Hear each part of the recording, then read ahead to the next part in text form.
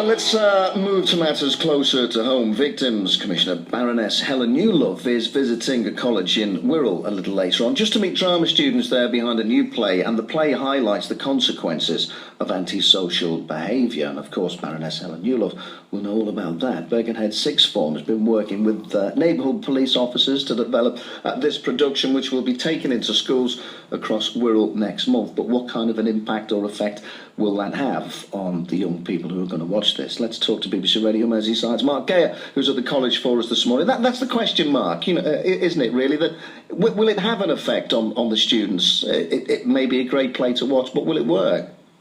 That is what they've got the drama teacher here and two of the people who are helping write, devise and act in the play. That's what they're saying. They hope they can make some sort of difference. We're in the drama studio where the play will actually be performed to some local secondary schools next month, and with me is the drama teacher Liz Bones and two of the students, Liam Ainsworth and Emily Barmer. They're both 17. Well, Liz, how did the Sixth Form College, should I say, get involved in this? Well, the local police contacted us last summer asking us if we'd like to create a piece for an audience, and I thought it was a really good opportunity for the students. So have you sat down and written it like a proper script? Was it collaborative? Is it still being worked on? It's very much still being worked on. It's a very collaborative piece. Most of the ideas come from the students. And because I suppose it's if adults are talking to kids, they don't listen so much. I think they need to hear from their peers. Is that what you would think? Yeah, I think that's very definitely the case, that they know what young people want to hear. Well, I've got two here. Well, Liam, you're in this. Just so far as we understand, you are playing one of the antisocial kids in it? Yeah, I am. So what bad things do you do? It starts off relatively small, like just making a lot of noise outside people's houses, stuff that's relatively harmless, and then the more they get into it, the more they enjoy it, the more progressive and worse it gets, really. So you're showing people the consequences of just starting small and of getting in a gang and think, well, I've done a bit of this, I'll do a bit more of that. Yeah, very much so, yeah. And Emily, and what are you? I'm playing the victim's friend, so just helping her get through everything that they're doing to her.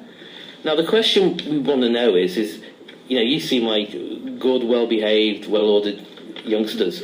Will the sort of people watching you, or the sort of people you're targeting, will they take any notice of you? Because when you tend to be a bit on the rough side, or perhaps you're just feeling that way inclined, people like you just seem like goody-goodies. They're not going to listen, are they?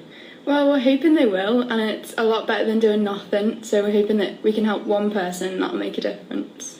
And, I mean, do you encounter it? Because, just up the road here, last week I was here, speaking to people on Laird Street, not far away, bottles and bricks are being thrown at buses, taxis and things like that. Do you see any of it around here? I do see quite a lot of it, so it's a good place to start it and that we can reach out, so... What about you, Liam? I mean, do you see antisocial behaviour in your life? Yeah, definitely. I think, if we are young people speaking to young people, hopefully we'll have more of an impact than if it was coming from an adult or some type of police force. So when you're writing this, are you using sort of language that say that young people would react to, that maybe if I'd written it, or Lizzie, your drama teacher, had written it, they wouldn't understand it? Yeah, definitely. So you've got to use the vernacular? Yeah, we just try and speak on the same level as the audience that we're trying to reach. And you're both confident that you will get through to some people? Yeah, definitely, I hope so. Just back to Liz here.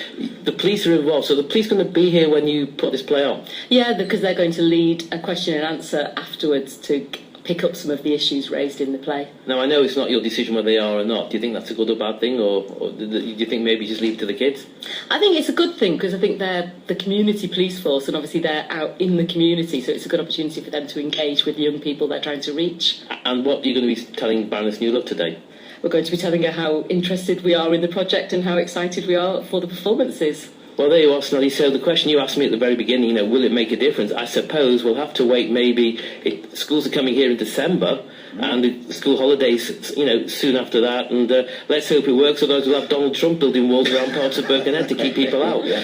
We're going to build a wall. Loads of work for bricklayers, that's for sure. Well done. Sounds like a great production as well. And I'm sure, as they said there as well, if it has an impact on just one person, it's definitely worth doing, isn't it? Thank you, Mark, and thank you to the students at Birkenhead College as well. 19 minutes past the hour. Good morning.